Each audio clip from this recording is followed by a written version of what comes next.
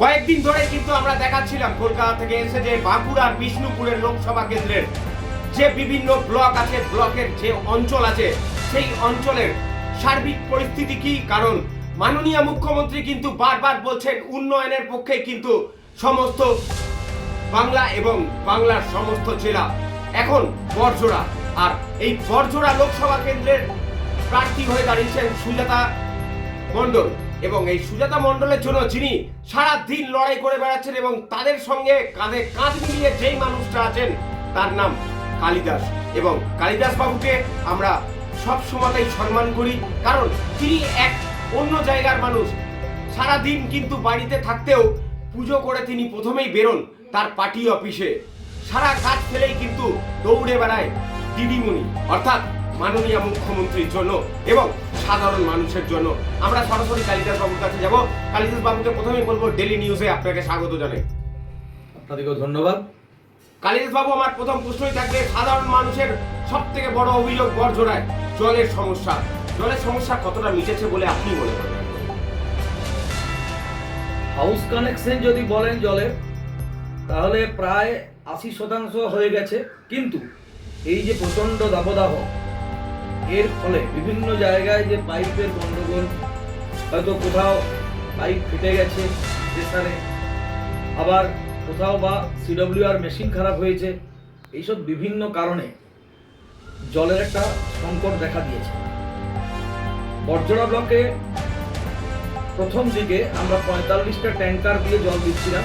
এখন ট্যাঙ্কারের পরিমাণ পিএইচই এবং ব্লক প্রশাসন মিলিয়ে আরও বাড়ানো হয়েছে, কিন্তু তাতেও এই ভয়াবহতা কাটিয়ে ওঠা পুরোপুরি যাচ্ছে না। কিন্তু পিএইচই ডিপার্টমেন্ট, প্রশাসন সর্বতভাবে চেষ্টা করছে যাতে জল সংকট দূরীভূত হয়। আর কিছু কিছু জায়গায় রয়েছে যেগুলো হাউস কানেকশন এখনো হয়নি, যেমন সাহায্যলা জিপির চকটেশিয়া বুথ একটা আছে কুন্ডার পাশে, তো এই বুথটার টেন্ডারই হয়নি। ঘটনা হচ্ছে এই বুথটা নতুন বুথ, যে মৌজাটা ধরে ধরে ম্যাপিং হয়েছিল সেই ম্যাপের বাইরে এটা আছে। তবে লোকসভা ভোটের ঠিক পরেই এই কানেকশন হয়ে যাবে। পিএইচির সাথে কথা হয়েছে, পিএইচির সাথে কথা হয়েছে, সেখানকার সাধারণ মানুষকে কি এই কথাটা জানিয়েছেন যে কিছুদিনের মধ্যে এই প্রবলেমটা একটু সলভ হয়ে যাবে? হ্যাঁ, জানানো হয়েছে।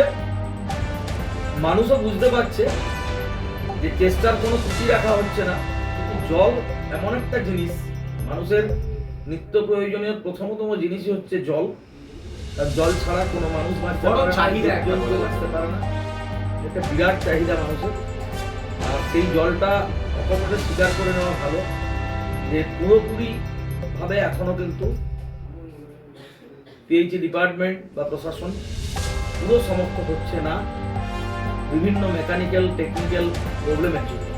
না হলে বড়জোড়া ব্লকে জলের তীব্র সংকট হওয়ার কথা নয়। আরেকটা কথা, যে জায়গায় জল প্রচুর পরিমাণে যাচ্ছে সেই জায়গার মানুষকে একটু সচেতন হতে বলবো যে আপনারা জলটা দয়া করে অপচয়টা বন্ধ করুন। কিছু কিছু জায়গায় আমরা দেখেছি যে ট্যাপ ওয়াটার থেকে পাইপ লাগিয়ে তার বাড়ির অন্যান্য কাজে জলটা নেওয়া হচ্ছে, অথচ বিভিন্ন মানুষ পানীয় জল পাচ্ছে না। আচ্ছা, কয়েকটা জায়গায় দেখা গেছে যে টুলু পাম্প লাগিয়ে দেওয়া হয়েছে। এগুলো মনে হয় মানুষের একটু বোঝা উচিত যে একটা পাম্প লাগিয়ে দেওয়া মানে 30টা ফ্যামিলির জল কিন্তু বন্ধ হয়ে যাবে। এই জায়গায় আমরা মানুষকে সচেতন করছি বিভিন্ন গ্রাম পঞ্চায়েতের স্তর থেকে, মাইক দিয়ে প্রচার করে তাকে সচেতনতা করা হচ্ছে যে জলটাকে দয়া করে নষ্ট করবেন না। অনেক মানুষ জল খেতে পাচ্ছে না। তবে সার্বিকভাবে বড়জোড়া ব্লকে সেরকম ভাবে কোনো পুরোপুরি জল সংকট যেটা বলবো সেটা নয়, বিক্ষিপ্ত কিছু জায়গায় জল সংকট আছে এবং সেটা প্রশমনের যথেষ্ট চেষ্টা করা হচ্ছে। প্রশাসন খুব উদ্গ্রীব যাতে মানুষ জল পায়। সেটা কিছুদিনের মধ্যে ঠিক হতে যেতেও পারে। আপনি মনে ঠিক হবে না, রানিং অবস্থাতেই ঠিক চলছে। আমি প্রথমেই বললাম 80% হাউস কানেকশন হয়েই গেছে, কিন্তু হাউস কানেকশন হয়েও অনেক জায়গায় জল যাচ্ছে না। কারণ পুরানো কিছু পাইপ আছে মেন লাইনে, সেই পাইপগুলোর ডায়া চেঞ্জ করার দরকার আছে, প্রেসারটা সহ্য করতে পারছে না। এর জন্য কিছু জায়গায় জল সংকট। এবার আমার একটা প্রশ্নে যাব, কৃষক বন্ধু যাদের জলের সংকটটা, সেখান থেকে কিছু একটু জলের প্রবলেমটা কি ঠিক হয়েছে বলে আপনি মনে করেন? বড়জলার যা ভৌগোলিক অবস্থান, বড়জলাতে কৃষকদের জলের যে খুব প্রাচুর্য আছে তা নয়। স্যালো বহু সরকারিভাবে করা হয়েছে, কিন্তু যেহেতু কখন্না এলাকা ছাড়া, কখন্না হাটাসুড়ার কিছুটা অংশ, আর আমাদের এই দিকে অর্থাৎ বেলিয়াতয়ের শালী নদীর ক্যানেল ছাড়া, ক্যানেল নির্ভর বড়জলা ব্লক নয়, অর্থাৎ কৃষকদের জলের একটা স্থায়ী সমাধান আরো ব্যাপকভাবে প্রয়োজন।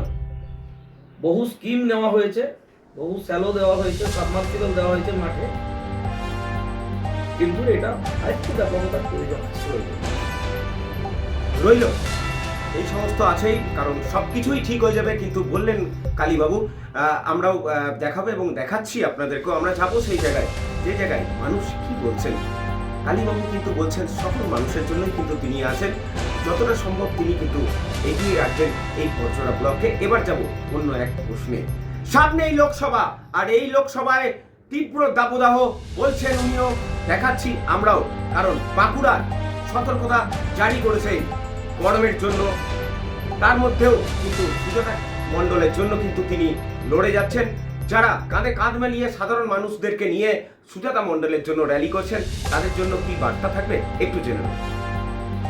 দেখুন, তীব্র দাবদাহ অতিক্রান্ত করেও আমাদের কাছে দৃষ্টান্তমূলকভাবে মমতা বন্দ্যোপাধ্যায় এবং অভিষেক বন্দ্যোপাধ্যায় যে প্রাণপাত পরিশ্রম করছেন লোকসভা নির্বাচনের জন্য, বাংলাকে এগিয়ে নিয়ে যাওয়ার জন্য, বাংলায় যাতে বিরোধীদের বিসর্জন করা যায়, বাংলাকে যাতে বিজেপি মুক্ত করা যায়, এর জন্য তিনি যেমন চেষ্টা চালাচ্ছেন। কারণ একটা সাম্প্রদায়িক দলকে কোনোভাবেই এখানে দানা বাঁধতে দেওয়া যাবে না।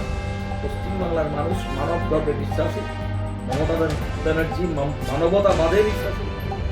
তিনি যে কঠোর রৌদ্রে পরিশ্রম করছেন, পিছিয়ে নেই কিন্তু তার সৈনিকেরা।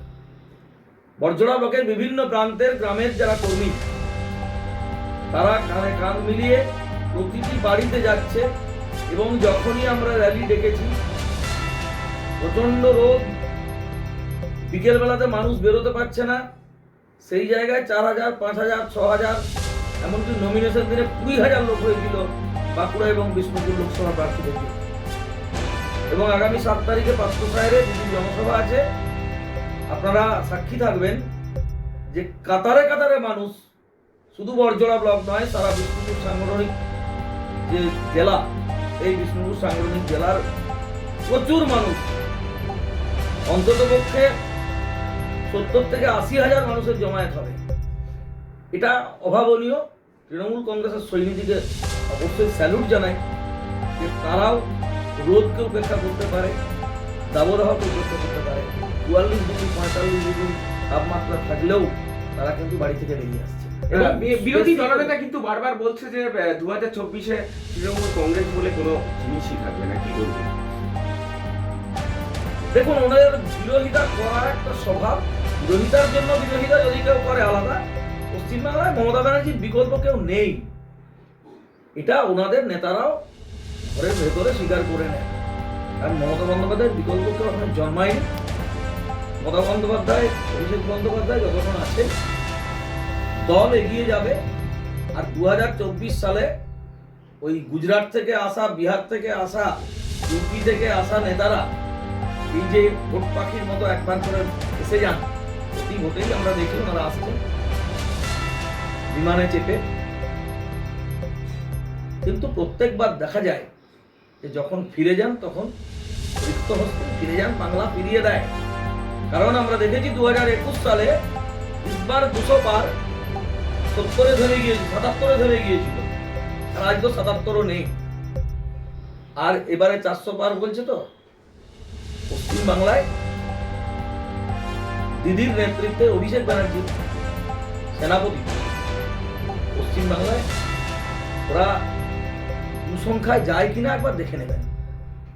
আর তো বেশি দেরি নেই, হাতে পাচ্ছি মঙ্গলবার, খুব তাড়াতাড়ির মধ্যেই ভোট শেষ হবে আর রেজাল্ট আউট হবে।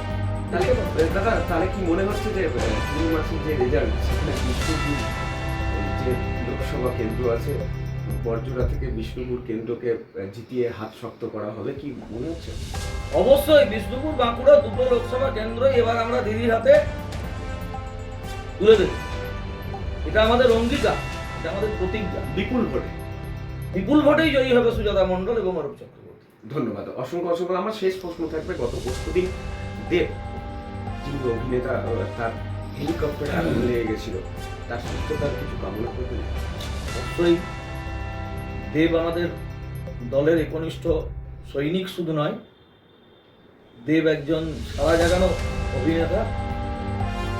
পরম করুণাময়ের কাছে আল্লাহর কাছে দোয়া মাগবো, ঈশ্বরের কাছে আশীর্বাদ চাইব তার দ্রুত সুস্থ কামনার জন্য। ধন্যবাদ, অসংখ্য অসংখ্য ধন্যবাদ। বিপুল ভোটে জয়ী হবে, কিন্তু বললেন কিছু খামতি আছে, জলের তো স্বাভাবিক তীব্র দাবদাহ এবং যে মাটি থেকে জল ওঠে সেটাও অনেকটা গভীর করেও তাতেও জল পাওয়া যাচ্ছে না, কিন্তু পাওয়া যাবে বললেন। কিন্তু কালীবাবু আমরাও থাকবো, আপনারা তো অবশ্যই থাকবেন, দেখাবো বরজোড়া ব্লকের বিভিন্ন অঞ্চল। সঙ্গে থাকুন, দেখতে থাকুন ডেলি নিউজ ক্যামেরায়।